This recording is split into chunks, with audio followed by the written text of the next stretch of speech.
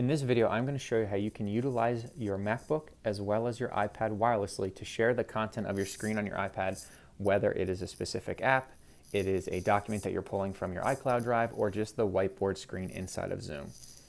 So as you can see, I'm using my MacBook. I am signed in as myself, and you might not be able to see it, but that is my name. I'm signed in with my district Zoom account.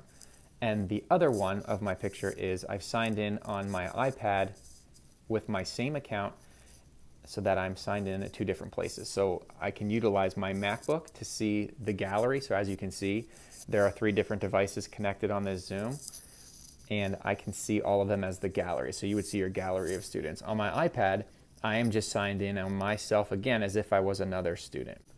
So as you can see, if I decided to share my content again, and I'll just use the whiteboard, I'm on the iPad as myself, another sign in.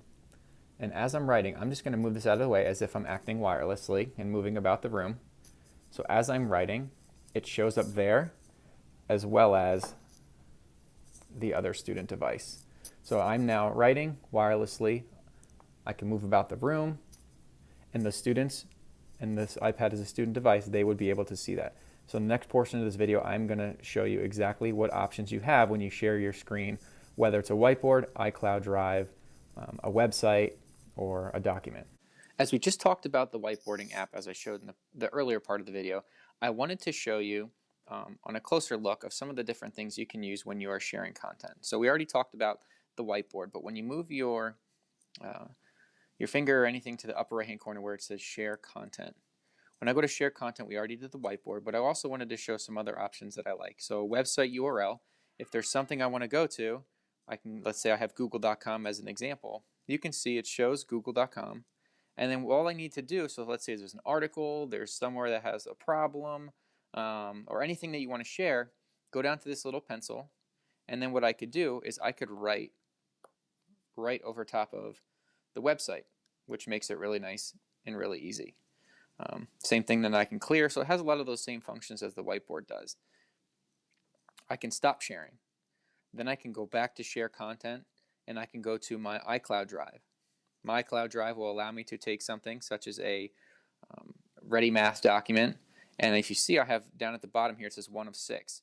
So I can go to another page, I can zoom in, go back to that same icon, make sure the pen is on, and now I can write and mark up the document and then zoom back out. Okay. So that is another option. The other one that I really like is when I go back to share content, I can share my screen. So I'm already doing this because I'm taking a screen recording, so you're going to see that it's going. But what I can do is I can go and switch to, and you can see in the upper right it's still recording. I can switch to my different apps.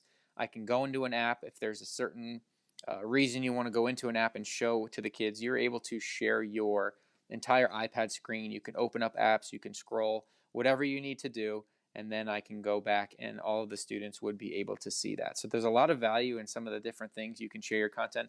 And again, the most important part of this video is just understanding the ability that you can do it wirelessly and move about the room. That way you're getting the kids who are in the hybrid setting who are in front of you, as well as the kids who are at home, and just having that ability to interact with and see the kids through the gallery view, as well as sharing your screen. So it just provides you a lot of options and a lot of flexibility with your screen, pulling in a document from the iCloud Drive, using the website, or just the whiteboard to work through problems. So this is the best way we found to have 2 devices.